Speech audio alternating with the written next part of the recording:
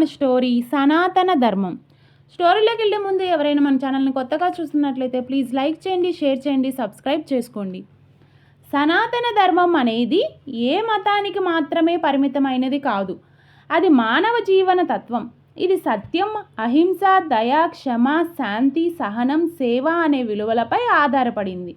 ఈ ధర్మాన్ని పఠించడమే కాక పాటించడం మన బాధ్యత. ఈ కథలో ఈ విలువలు ఏ విధంగా ఒక సామాన్య వ్యక్తి జీవితాన్ని మార్చాయో మనం చూద్దాం. పూర్వం ఉత్తర హిమాలయాలలో ఒక చిన్న గ్రామం ఉండేది. పేరు శాంతిపురి. ఆ ఊరు పచ్చని చెట్లు, ప్రవహించే నదులు, దేవాలయాలు నిండిన ప్రదేశం. ఆ ఊరికి యజ్ఞదత్తుడు అనే బ్రాహ్మణుడు నాయకుడు. అతను నిత్యం ధర్మాన్ని బోధించేవాడు. ఆయన శిష్యుల్లో ఒకరు శంకర్. అతడు శ్రద్ధగా ఉండేవాడు. కొన్ని సందేహాలు ఉండేవి. ఒకరోజు శంకర్ గురువుగారితో ఇలా అడిగాడు, గురుదేవా, సనాతన ధర్మం అంటే ఏమిటి? ప్రతి ఒక్కరూ దానిని అనుసరించగలరా?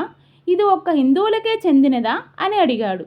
గురువుగారు, సనాతన ధర్మం అనేది మతానికి సంబంధించింది కాదు శంకర. అది కాలానికి అతీతమైన నైతిక జీవన మార్గం.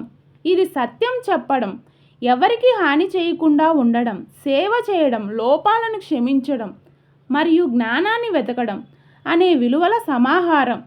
అప్పుడు శంకర్ ఇలా అడిగాడు, అయితే గురుదేవా, ధర్మాన్ని పాటించాలంటే తపస్సు చేయాలా అని అంటాడు. కాదు శంకర, ఒక చిన్న పని, నీ సత్యాన్ని తాకట్టు పెట్టకుండా జీవించడమే ధర్మం. నువ్వు చేసే ప్రతి పని లోపల నుంచి శుద్ధంగా ఉండాలి అని చెప్తాడు. ఒకసారి ఊరిలో పిచ్చివాడొకడు భోజనం కోసం పిల్లల చేతిలో నుంచి తిండిని లాక్కున్నాడు. గ్రామస్తుల ఆగ్రహంతో అతన్ని కొట్టాలని చూశారు. అప్పుడే శంకర్ వచ్చాడు. ఆ పిచ్చివాడిని పట్టుకొని తన ఇంటికి తీసుకువెళ్ళాడు. స్నానం చేయించి ఆహారం పెట్టాడు.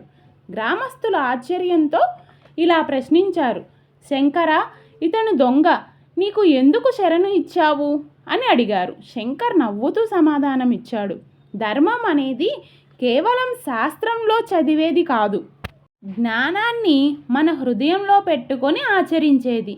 ఈ పిచ్చివాడే కానీ మనిషే. మనం ప్రేమ చూపిస్తే మారుతాడు. అదే సనాతన ధర్మం బోధించే విషయం అని చెప్తాడు. కాలక్రమేణా ఆ పిచ్చివాడు మారాడు. అతని పేరు వీరయ్య. ఇప్పుడు ఆయన ఊరిలోని వృద్ధులను చూసుకునే సేవకుడు.